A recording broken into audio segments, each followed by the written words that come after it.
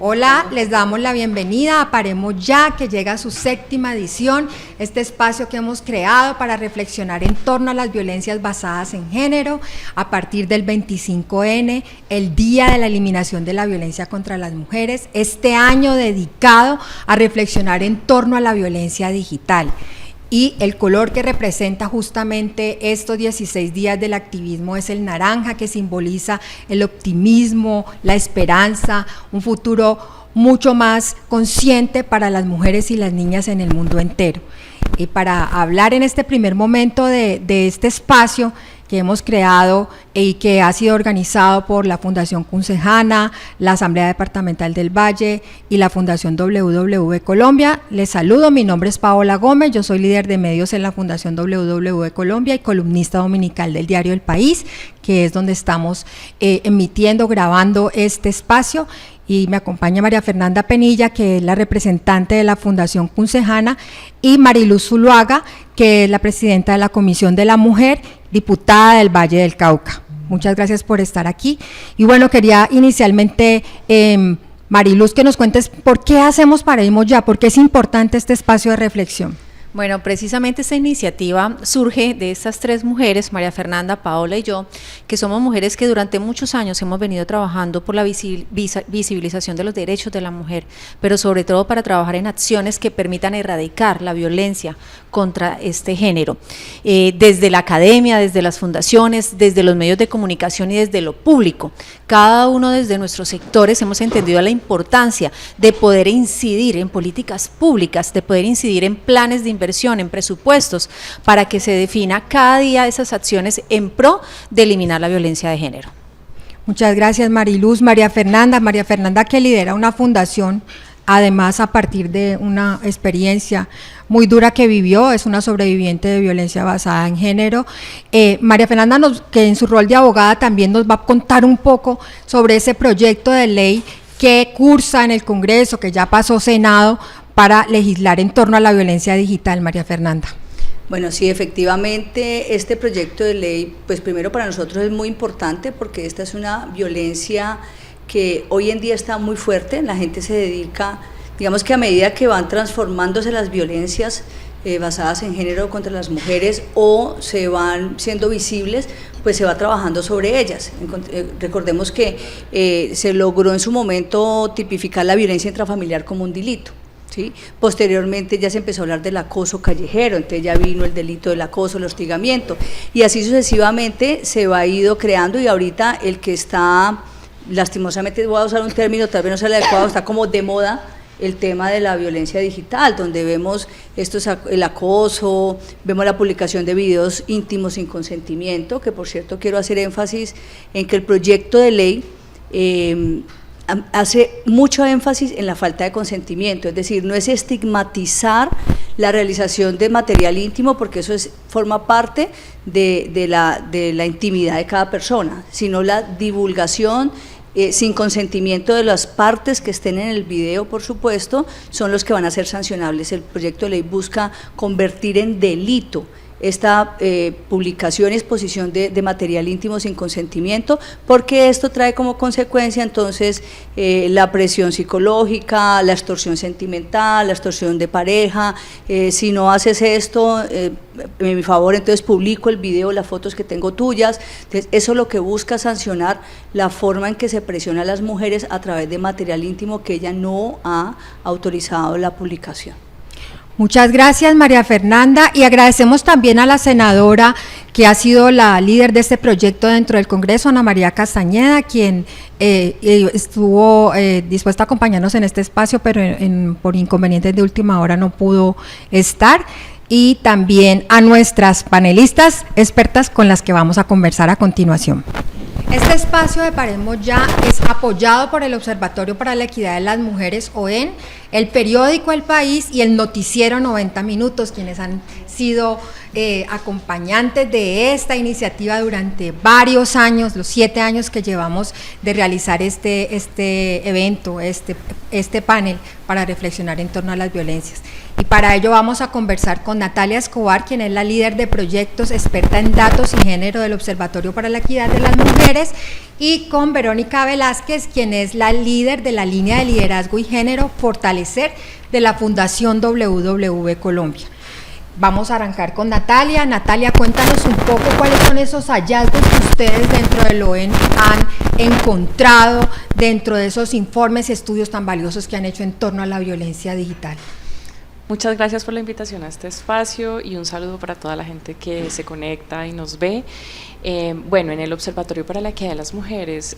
hace ya 2 años empezamos a reflexionar sobre las violencias basadas en género en entornos digitales, especialmente porque muchas mujeres que trabajan con nosotras, de las organizaciones de base y demás, nos decían como esto que está pasando en las redes, no sabemos cómo manejarlo, es muy grave y no nos están escuchando. Entonces nos unimos con una organización que se llama el Centro Internacional para la Empresa Privada e hicimos una investigación extensa, duró 2 años, sobre este tipo de violencias, particularmente en entornos laborales y en entornos en la política, porque nos interesaba saber de qué manera repercutían estas violencias sobre la autonomía económica de las mujeres. Entonces, pues un hallazgo bien importante de este estudio es que nos muestra que efectivamente estos ataques de violencias basadas en género buscan principalmente minimizar ese tipo de violencia, el de la autonomía económica.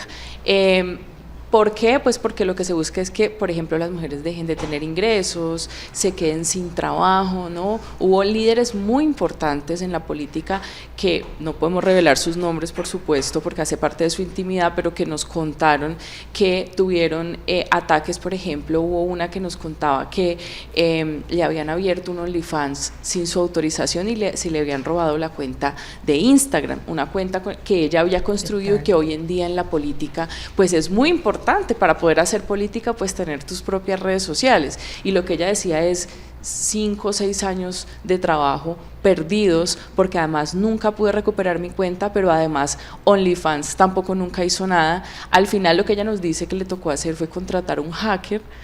y pagarle para que bajara esa cuenta de OnlyFans. Entonces, por ejemplo, encontramos no solamente que hay unos ataques contra la autonomía económica de las mujeres, sino que además las mujeres se sienten solas, pues porque efectivamente cuando buscan ayuda están solas. Hay leyes que acompañan, ¿no? el acoso laboral, digamos, estos son leyes que ya son incluso viejas y tenemos leyes nuevas también que buscan proteger a las mujeres. Sin embargo, no estamos pudiendo como sociedad operativizar esas leyes para que efectivamente se conviertan en un bastión de la protección contra este tipo de violencias. Entonces encontramos que la mitad de las mujeres que encuestamos 470 mujeres en Cali, Medellín y Bogotá,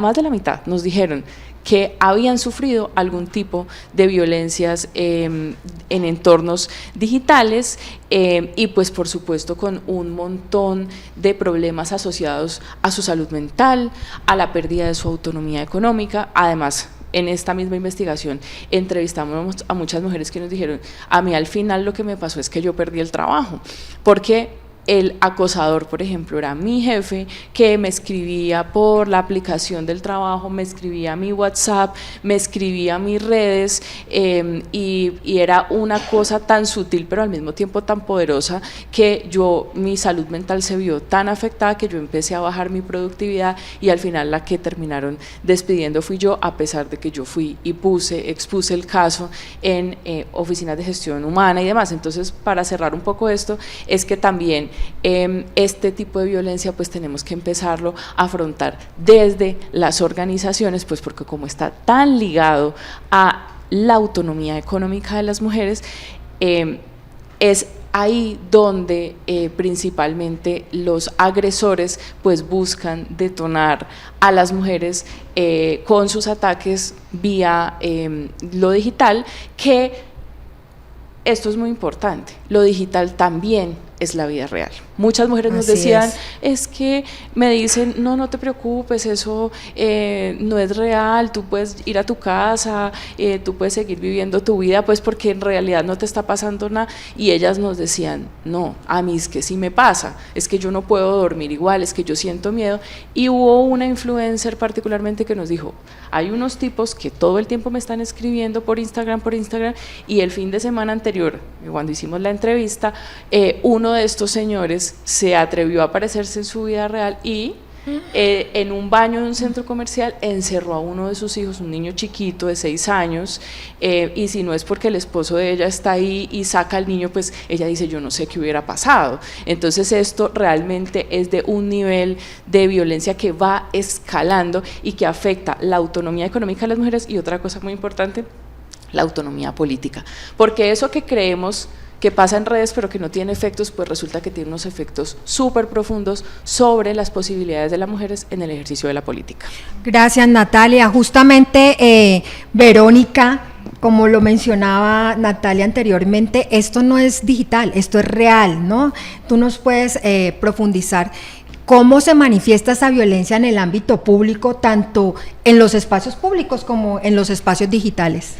Gracias, Paola. Pues mira, yo quisiera incluso irme un poquito más atrás para explicar, digamos que siempre hacemos como ese énfasis en la importancia de esos espacios del ámbito público y del ámbito de lo privado, ¿sí? Y creo que incluso ya hemos avanzado mucho como sociedad en reconocer, digamos, las violencias en ese espacio donde las mujeres pues hemos tenido ese rol, ¿cierto?, que la sociedad también nos ha puesto en el ámbito de lo doméstico. Entonces las cifras obviamente nos muestran que muchas de las violencias basadas en género se ejercen o se producen en los espacios domésticos, conyugales, en la relación, y de hecho incluso hay una dificultad hasta para poder identificar las cifras entre lo que es la violencia intrafamiliar y la violencia basada en género, ¿no? Porque podemos decir que hay violencia intrafamiliar que es violencia basada en género, pero no toda violencia basada en género es una violencia intrafamiliar, ¿sí? Entonces, como que poder detectar que hoy seguimos hablando de las mujeres, ya hemos salido de ese rol del ámbito de lo doméstico, las mujeres hemos incursionado en otros espacios, ¿cierto? Entonces, los tipos de violencias que hoy identificamos, ¿sí?, que es la violencia psicológica, la violencia económica, la violencia física,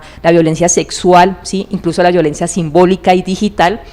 para incluir como es otro tipo de violencias que no aparecen tal vez en la ley 1257, que es la que más reconocemos para los tipos de violencias, parecería que solo reconociéramos que eso sucede en los espacios privados, porque entonces las cifras nos muestran que la verdad muchas de las personas a las que pueden pasar violencia basada en género son personas cercanas o conocidas o exparejas.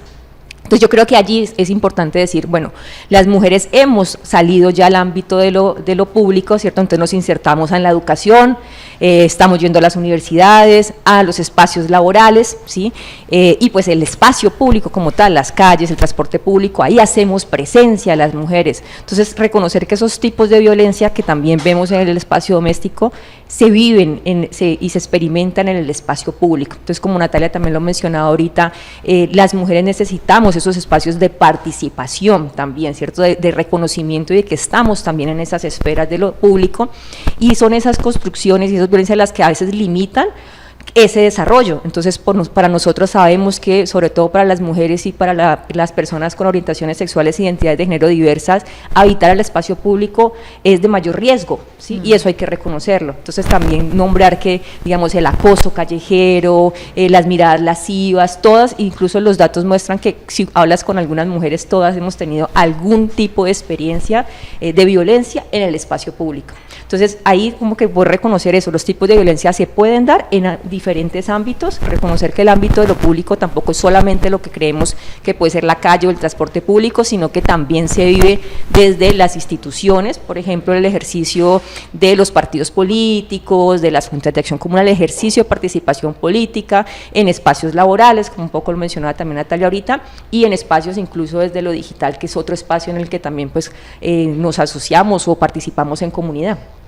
Muchas gracias, Verónica, por esa explicación didáctica como en términos pedagógicos de cómo es que la vemos materializada. Lastimosamente invitamos a la Fiscalía, quien en otros años nos ha acompañado en este espacio, pero esta vez no encontramos pues una respuesta, y pues sería bueno haber tenido esa visión desde la penalización, ¿no?, que hay con este tipo de violencias que por fortuna pues existe el proyecto de ley que, como anteriormente lo mencionábamos, cursa en el Congreso y ahora irá a Cámara. Natalia, ¿por qué son tan altas las violencias digitales en la actualidad en Colombia y en el mundo? ¿Qué es lo que pasa? Bueno, las violencias en entornos digitales crecen y crecen con cada día, pues principalmente por una razón que ya sabíamos antes de la investigación, y es el anonimato que ofrece el Internet en general y las redes sociales con todo lo que eso implica. Pero además, pues porque cada día habitamos más el espacio de lo digital, ¿no? Cada día vemos más que es muy fácil ensimismarse en el celular y pasar muchas horas en el celular, pues tanto que a los que les sacan estadísticas, pues son estadísticas de generalmente 6, 7 horas de pantalla de celular diarias, ¿no? Entonces también, pues por supuesto, espacios que se habitan más, pues van a incorporar pues mayores problemas, y en este caso pues problema estructural, que no es que sea algo diferente a la violencia que ya se vivía antes, ¿no? Sino que esto es una herramienta para el ejercicio de la violencia que se puede ejercer de formas más creativas, ¿no? Entonces está lo que denominan la pornovenganza, y es que comparten tus fotos sin tu consentimiento, pero está también que te siguen, está que te insultan, que comparten tu número de teléfono, que te bloquean las cuentas, bueno, en fin, digamos como que hay muchas otras formas, y el daño puede ser muy grande, ¿no? Por alguien que tú no sabes quién es, o que tú sabes quién es, pero que efectivamente no puedes comprobar de ninguna manera que esa persona es. Entonces ahí lo que necesitamos es pues mejores herramientas para muchas cosas, para la protección, para la denuncia, para el tránsito una vez se han ejercido esas violencias, pues porque eso inevitablemente va a pasar, lastimosamente, pero es inevitable. Entonces, ¿cómo les vamos a prestar ayuda y atención a las mujeres y no minimizar este tipo de violencia que realmente está afectando la autonomía de muchas? Así es, Natalia, y se da cuenta uno que existen muchos de estos casos, pero que se hacen muy virales, por decirlo así, cuando le pasan a personas reconocidas, ¿no? Cuando hay un escándalo alrededor de un cantante, de un artista, que se revelan las fotos íntimas y empieza ahí también una especie de discusión pública en torno a quién fue o quién no fue, pero no, le pasa a diario a muchas mujeres que no tienen esta connotación social, pero que lo viven en sus trabajos, en sus espacios digitales. Verónica, ¿cómo afecta a las mujeres su participación pública y también económica este tipo de violencia? Pues mira, yo creo que incluso lo estamos hablando de que siempre, digamos que incluso en ejercicios de pedagogía es importante nombrar las violencias, y creo que incluso como la violencia digital, podemos decir que es una de las violencias más recientes, digamos como que desde ese mismo uso de todo lo que ha sido lo tecnológico y lo virtual, pues aparecen, digamos que es un reflejo, una esfera también de lo que somos como sociedad, y también se expresan de alguna manera como todas esas construcciones culturales que tenemos. Entonces como que lo primero es que muchas personas que experimentan este tipo de violencia no saben nombrarlas, no sabemos, o sea, sabemos la incomodidad, sentimos que nos pasa algo, pero muchas veces pasa que ni siquiera sabemos nombrarlo como un tipo de violencia, ¿sí? Entonces como que lo primero es eso, saber que este tipo de hostigamientos, lo que estamos hablando de compartir nuestros datos sin consentimiento, el uso, incluso hoy en día con la IA es muy fácil también producir información alterada de ti, ¿sí?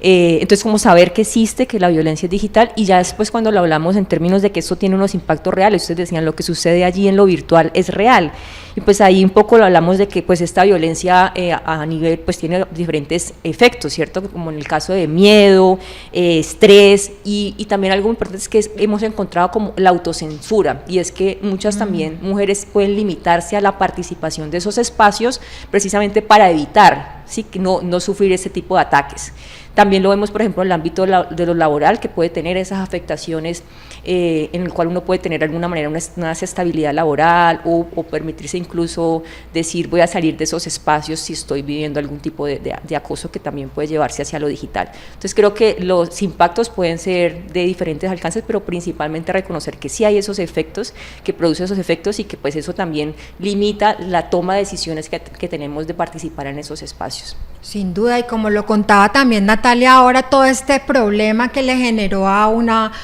política que incluso terminó en OnlyFans, se demuestra un poco el impacto, ¿no? Hasta dónde puede llegar. Natalia, ¿y qué patrones ustedes identificaron como de ese tipo de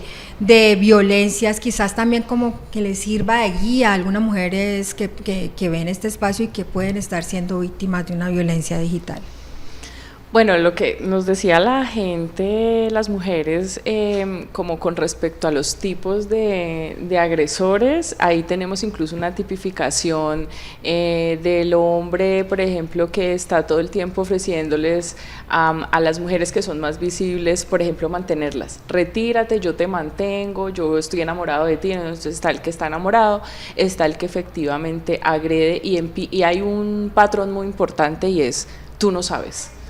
De eso de lo que tú estás hablando, puede ser la profesional más profesional, tú de eso no sabes, porque esto es así, así, así, ¿no? Y entonces vienen un montón de expertos a decirte, tú no sabes, no sabes, no sabes, y una de ellas, por ejemplo, nos decía, yo soy experta en esto, en lo que hablo, y sin embargo todo el tiempo estoy pensando, ¿será que no soy tan experta? Fíjense que hay un síndrome, ¿no?, que es como muy común que lo escuchamos, que se llama el síndrome del impostor, de la impostora, en realidad debería llamarse, porque las mujeres todo el tiempo, por ejemplo, lo que nos dicen muchos periodistas cuando les decimos, pero es que ustedes no invitan mujeres, y los periodistas nos dicen, es que cuando las invitamos nos dicen, no, es que yo no soy experta en eso. En cambio yo tengo un señor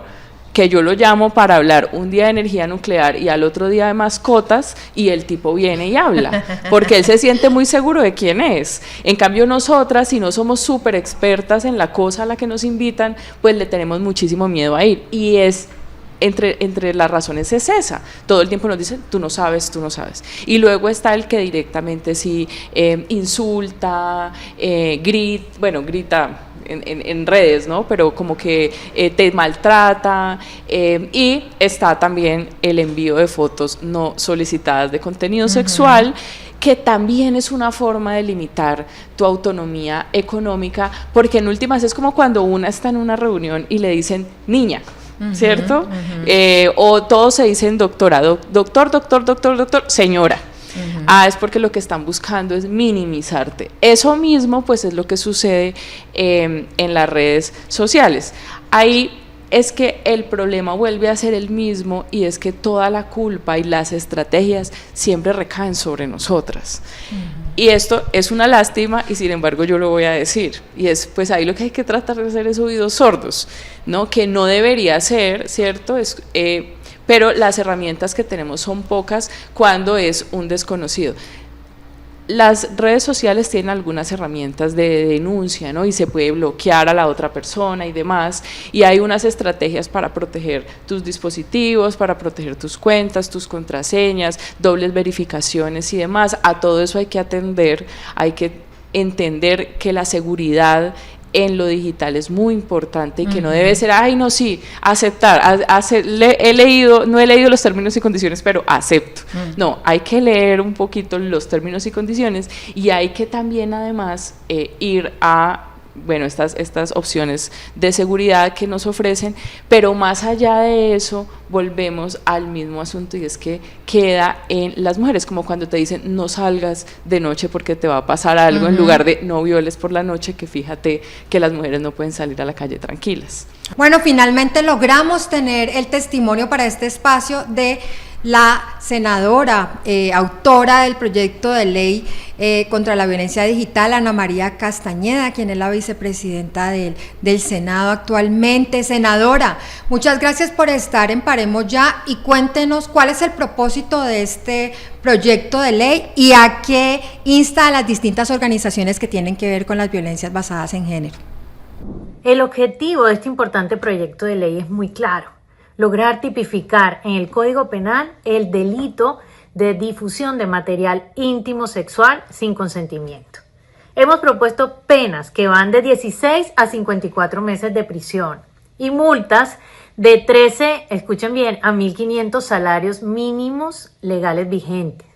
para quienes difundan, distribuyan o intercambien imágenes, fotografías, audios o videos sexuales sin el consentimiento de la persona involucrada. Planteamos también que nos parece muy importante la creación de una política pública nacional de educación y prevención Queremos que el Estado, a través del Ministerio de Educación, del Ministerio de las TIC y otros sectores, sensibilicen y capaciten sobre este fenómeno que hoy se agrava por la impunidad, por la falta de legislación. Sabemos que lo que ocurre en línea impacta profundamente la vida pública y privada de las personas. Las víctimas no solo ven vulnerada su intimidad, sino que también sufren consecuencias en su salud mental, en sus proyectos de vida. Por eso, también proponemos protocolos de protección inmediata que obliguen a las autoridades y a las plataformas digitales a actuar con rapidez, evitando así la revictimización.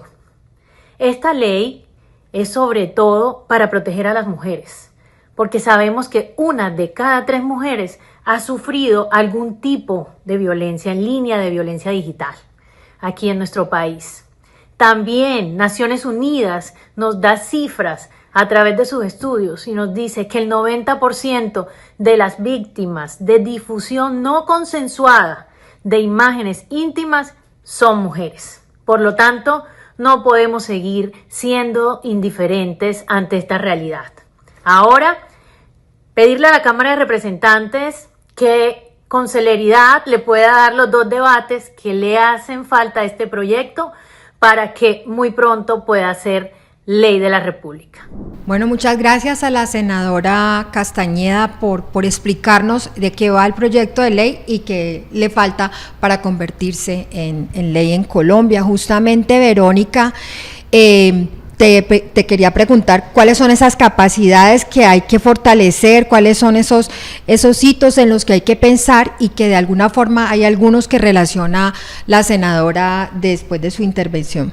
Pues muy importante también lo que nos plantea, digamos que parte de los desafíos que tenemos en este momento es precisamente esa ambigüedad o esos vacíos legales que existen para atender este tipo de violencia. Incluso muchas de las experiencias que tienen las mujeres es que cuando han decidido denunciar, que son pocas, en muchos casos reciben una retroalimentación que les dice que eso no es nada, ¿sí? Como si realmente no, porque sucedió en el ámbito digital. Me parece muy valioso porque yo creo que muchas de las soluciones pueden estar en los ámbitos. Necesitamos respuestas estructurales y en ese caso pues tiene que ver con todas las medidas de políticas públicas, estatales, para dar respuesta a las violencias, y otras en las que yo creo que nos podemos comprometer, como no esperar también a que ya surtan esos soluciones estructurales, sino que están también en el ámbito de lo que es la transformación cultural, y creo que ahí sí cada uno puede poner un granito de arena. Entonces, fundamental, creo que dentro de las posibilidades que tenemos es que cada vez podamos formarnos más en lo que podemos compartir o no en términos de las redes sociales, ¿cierto? Como esa, mantener de alguna manera la privacidad,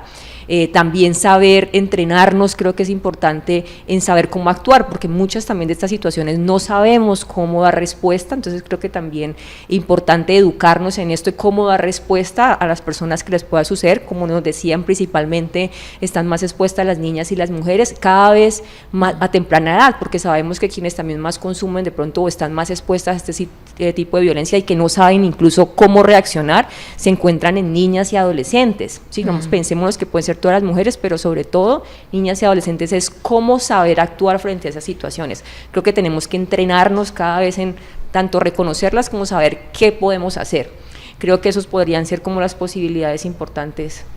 y sobre todo como que seguimos abriéndonos en este mundo digital, es siempre considerar qué tanto podemos proporcionar en las redes, reconocer cada día que hay que mantener cierto grado de privacidad, ¿sí? Como que eso también es esas señales de qué puede ponernos en riesgo también, ¿sí? Así es, muchas gracias, Verónica, y bueno, vamos llegando a la parte final de este espacio con una pregunta final para Natalia y para Verónica. Natalia, que a raíz también de lo que nos contaba la senadora y a raíz de la experiencia propia, ¿qué deben fortalecer, qué deben hacer las instituciones, las plataformas, todo lo que se mueve alrededor de esta violencia digital para combatirla, para prevenirla, para frenarla?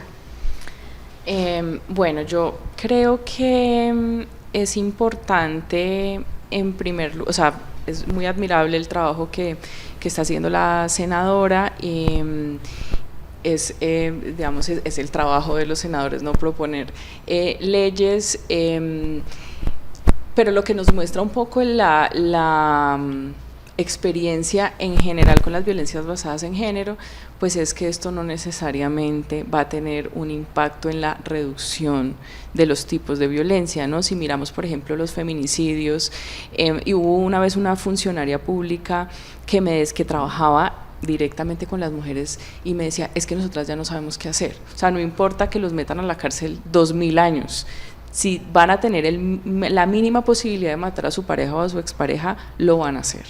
porque como que eso no, al final a veces las medidas punitivas no necesariamente van a llevar a los cambios estructurales que necesitamos. Entonces creo que tenemos que enfocarnos principalmente en la parte de la ley que busca transformar,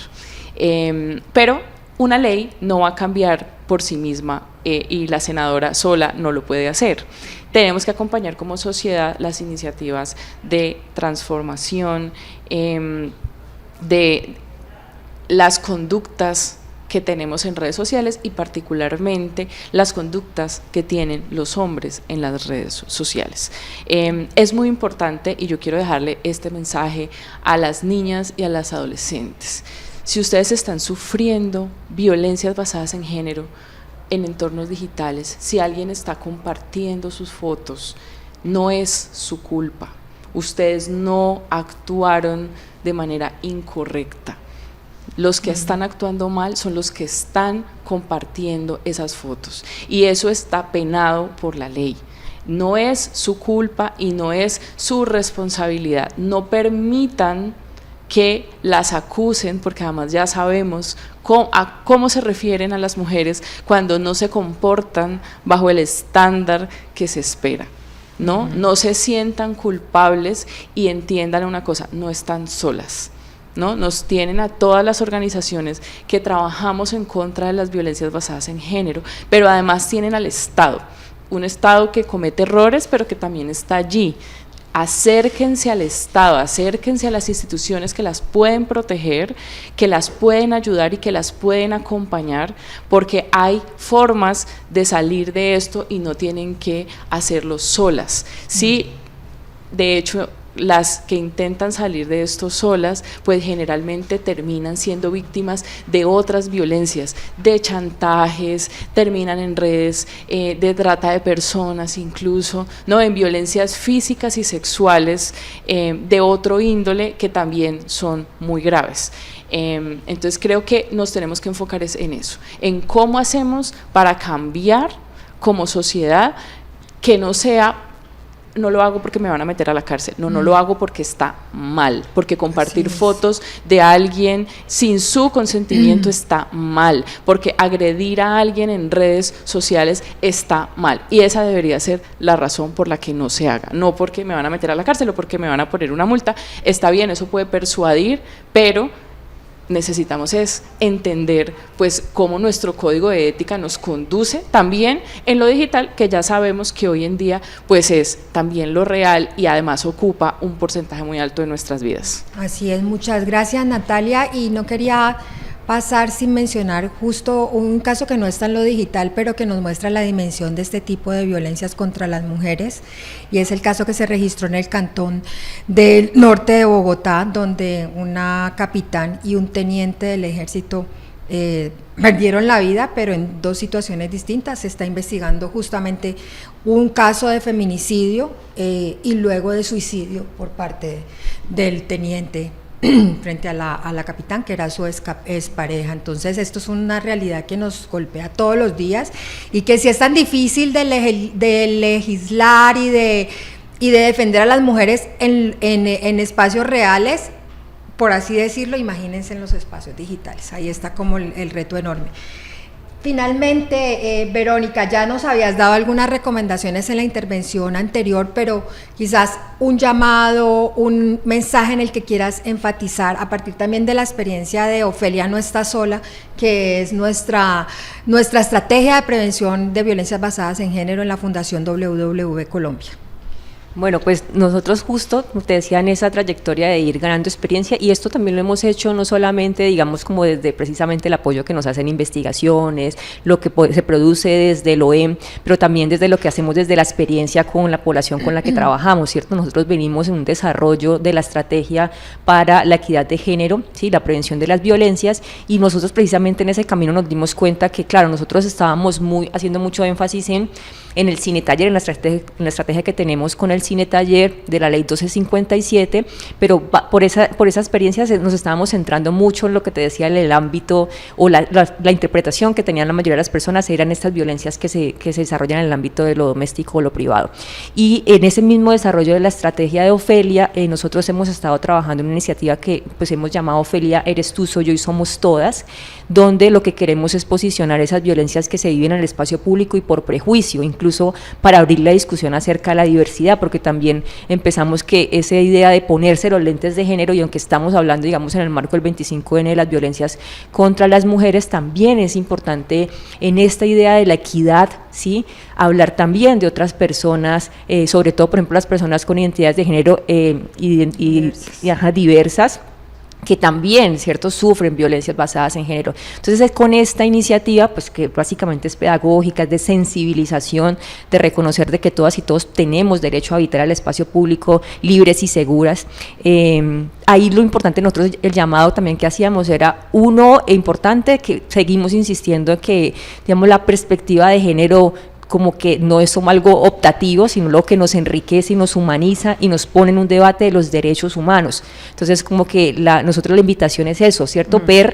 Ver la realidad es verlo desde este lente de género, ¿sí? Y ver entonces cómo es, si quizás yo estoy desde un espacio de privilegio en el que tal vez el espacio público se me dé, es posible que entonces no lo viva, pero me pongo en los zapatos de otras personas en las que es posible que sí, ¿cierto? Entonces ver esas realidades diferenciadas, eso creo que aportamos desde los procesos educativos, poner los lentes de género. Segundo, también es la invitación, incluso desde el Ofelia, eres tú, soy yo, somos todas, también es el llamado tal vez a la construcción de redes, un poco Natalia también lo decía ahora, es importante cuando hablamos de esa sororidad, cuando hablamos de que construyamos esa red, de que seamos lugares seguros para las personas y que podamos cada uno de nosotros contar con esos espacios seguros. Y también fundamental en esto, que es también un poco el trabajo que hacemos desde la Fundación con la estrategia de Ofelia, es seguir difundiendo lo que tú decías ahora de que el Estado, pues es no desligar el Estado de su responsabilidad, es reconocer que existen una ruta de atención y una normatividad. Entonces creo que parte de hacer valer nuestros derechos es conocer que existen. Entonces también un poco nuestro trabajo también es reconocer eso, ¿no? Que existe una normatividad, que existen unas rutas de atención en las que las personas pueden acudir. Muchísimas gracias, Verónica, por ese mensaje. Muchísimas gracias a Natalia por estar aquí, por darnos también toda esa visión desde la experiencia y los datos que también nos ratifican que lo que está ocurriendo es real, no es un invento, no es una cosa ficticia, sino que es una realidad que urge atención. Y queremos darles las gracias a ustedes por ver este espacio, por acompañarnos, al periódico El País por abrirnos sus puertas, al noticiero 90 Minutos por su apoyo, y quiero dejarlos con un mensaje para cerrar esta séptima edición del Foro Paremos Ya. La pantalla es un espacio, un territorio real, y en ese territorio ninguna mujer debe ser violentada ni silenciada. Paremos ya. Muchas gracias.